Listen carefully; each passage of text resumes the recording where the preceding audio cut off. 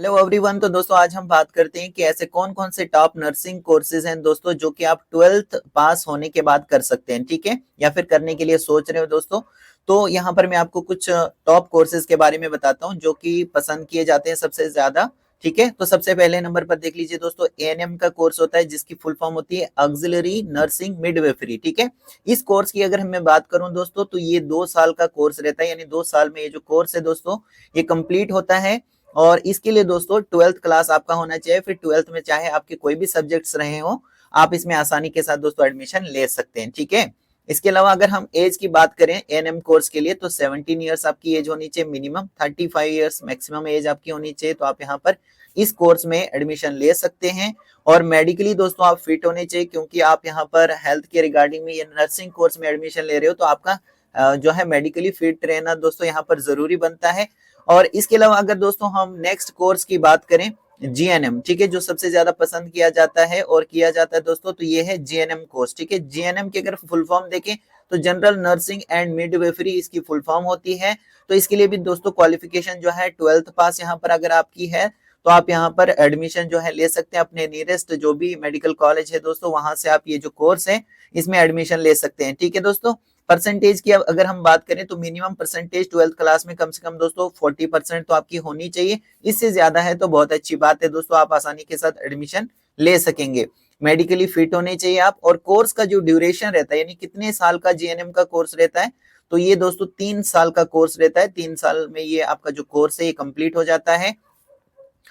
उसके बाद दोस्तों नेक्स्ट अगर हम बात करें तो नेक्स्ट यहाँ पर जो नर्सिंग कोर्स है, जो टॉप कोर्स है दोस्तों जो कि पसंद किया जाता है और सबसे ज्यादा किया जाता है, तो ये होता है दोस्तों बीएससी नर्सिंग। ठीक है, तो ये एक बैचलर डिग्री कोर्स है दोस्तों जो कि आप 12th के बाद कर सकते हैं, क्योंकि आपकी स्टेट या यूटी में जो भी यहाँ पर रिक्रूटमेंट बोर्ड होगा दोस्तों उनकी ओर से हर साल यहाँ पर जो है एंट्रेंस जो है वो एंट्रेंस के लिए यहाँ पर जो है निकाला जाता है। ठीक है, यानी एंट्रेंस लिया जाता है और एंट्रेंस में जो भी आप मार्क्स स्कोर करते हो उसी बेसिस पर जो है आपका मेरिट तैयार होता है और आपको कॉलेज प्राइवेट या फिर गवर्नमेंट कॉलेज उसी के आधार पर मिलता है, या फिर इस तरीके ऐसे भी आप किसी भी कॉलेज से आप कर सकते हैं। ठीक है, अगर आपकी चॉइस है किसी भी कॉलेज से, मान लीजिए किसी प्राइवेट कॉलेज से आप करना चाहते हैं तो आप एक बार कंफर्म कर लीजिए कि वहां का जो एडमिशन लेने का प्रोसीजर है वो किस तरीके का है। और इसके रिगार्डिंग में दोस्तों फीस के लिए भी आप एक बार उनसे कंफर्म करेंगे, क्योंकि फीस जो है वो वेरी करती है दोस्तों हर साल।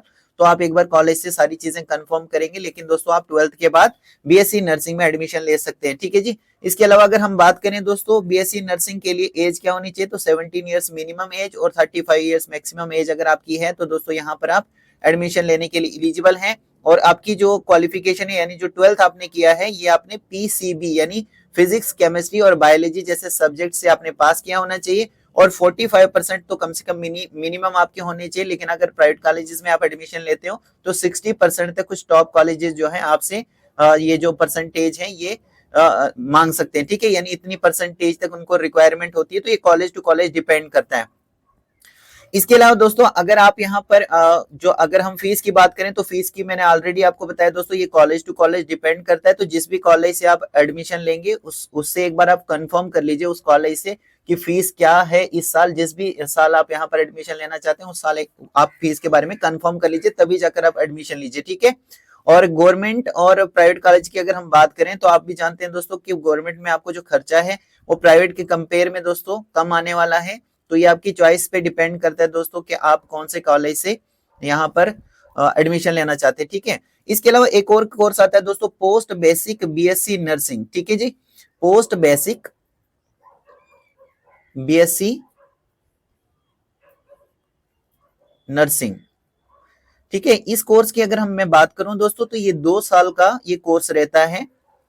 और यहाँ पर अगर हम बात करें दोस्तों इस कोर्स के लिए तो इसके लिए भी आप 12th पास होने चाहिए। पीसीबी जैसे सब्जेक्ट से यानी physics chemistry math, physics chemistry and biology sorry, तो इस तरीके के आपके सब्जेक्ट्स होने चाहिए।